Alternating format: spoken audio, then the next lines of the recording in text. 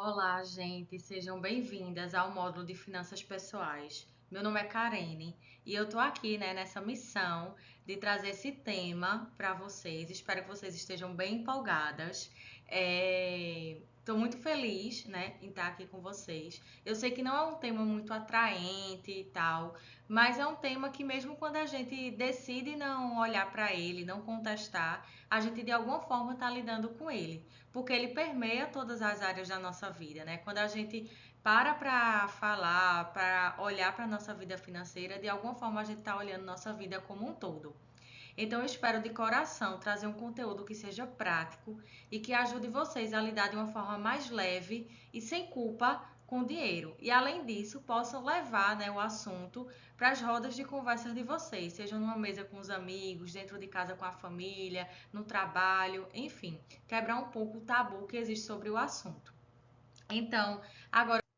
Então, gente, eu vou falar um pouco aqui sobre mim. Eu nasci em Triunfo, no sertão do Pajeú, e morei minha vida toda em Olinda, porque eu vim pra cá muito pequena, tipo, eu tinha 4 anos quando meus pais se mudaram pra cá. Então, eu, mais de 30 anos morando em Olinda, né? Me formei em administração pela FECAP na UPE e fiz pós-graduação em gestão financeira. E eu entrei nesse tema, de finanças pessoais, quando eu comecei a procurar, a estudar formas de me organizar melhor, para mim mesma, até porque dentro de casa era um tema que não era se conversado.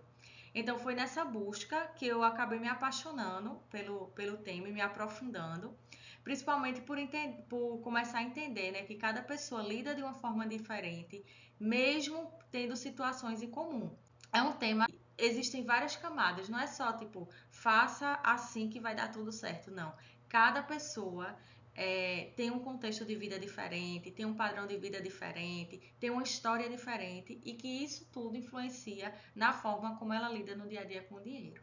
Então a gente vai começar agora a entrar no tema. Eu busquei trazer alguns exercícios e que vocês vão precisar basicamente de papel e caneta para executar. São ferramentas, são atividades que você consegue fazer também, se você quiser, numa planilha em Excel. O que eu quis trazer é algo simples, prático e que tem muita gente que gosta de no caderninho fazer suas anotações no caderninho e ela vai conseguir fazer sim.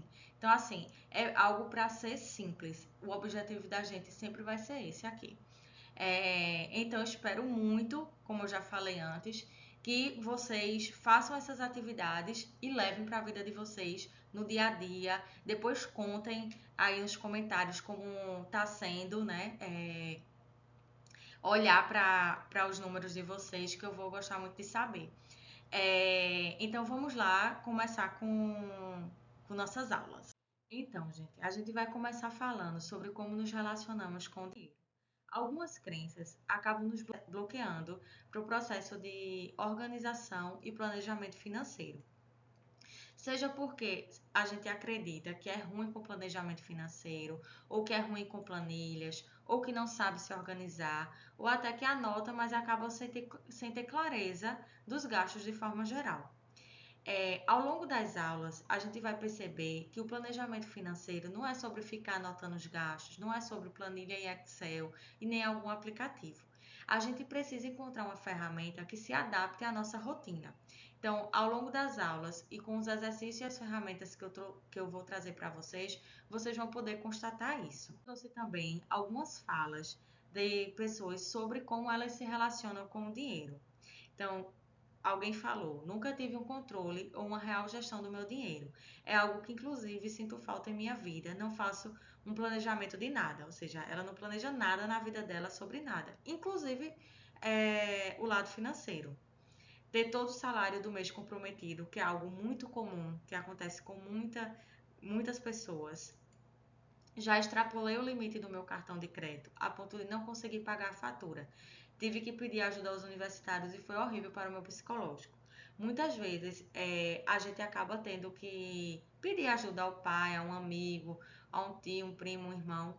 E isso, essa dívida que a gente tem com um parente ou com um amigo, ela acaba tendo um peso muito maior. Um peso maior porque ela acaba nos afetando emocionalmente. Já fiquei no ciclo do cartão de crédito, chegando a fazer parcelamentos, paguei juros absurdos. Quando comecei a anotar meus gastos, pude perceber o quanto eu gastava com coisas inúteis e para onde meu dinheiro ia. Pena que já desisti de encarar a realidade e parei de anotar. Muitas vezes essa questão de anotar os gastos, a gente começa a anotar, começa bem direitinho. Só que no médio e longo prazo a gente acaba abandonando essa atividade. E por que isso acontece? Porque, minha gente, ficar anotando, às vezes a gente esquece, a gente está na nossa rotina, muito atribulada muitas vezes e acaba sem tempo mesmo, esqueci. E a gente vê, pô, não anotei isso, não anotei aquilo, eu vou parar. Então, acontece muito isso. Mas o que é bom perceber aqui é que quando ela teve um momento de parar para olhar para as informações dela, ela já conseguiu identificar para onde o dinheiro dela estava indo, né? E ela diz que pena que ela desistiu, mas aquilo já estava fazendo, já estava trazendo coisas boas para ela. É, então, assim, o que a gente precisa entender é que a gente precisa organizar essas informações. Muitas vezes tudo está na nossa cabeça. Então tá aquela coisa caótica e que a gente não sabe o tamanho do problema, não sabe, pô, será que de fato eu estou usando aquela minha reserva? Pô, eu estou endividado, meu Deus, não sei o que fazer. Enfim, a gente fica conjecturando várias coisas, mas é porque a gente não parou para organizar, para colocar no papel, para entender quão grande é aquele problema. E isso é muito importante, porque o objetivo de todo planejamento financeiro é trazer para a nossa vida clareza e previsão.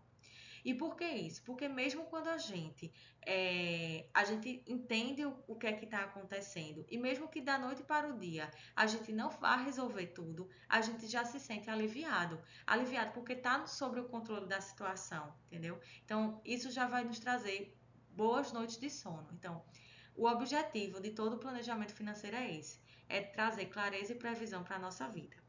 No próximo bloco, a gente vai falar sobre uma ferramenta muito importante na condução e manutenção do planejamento financeiro, que é sobre a precificação dos sonhos.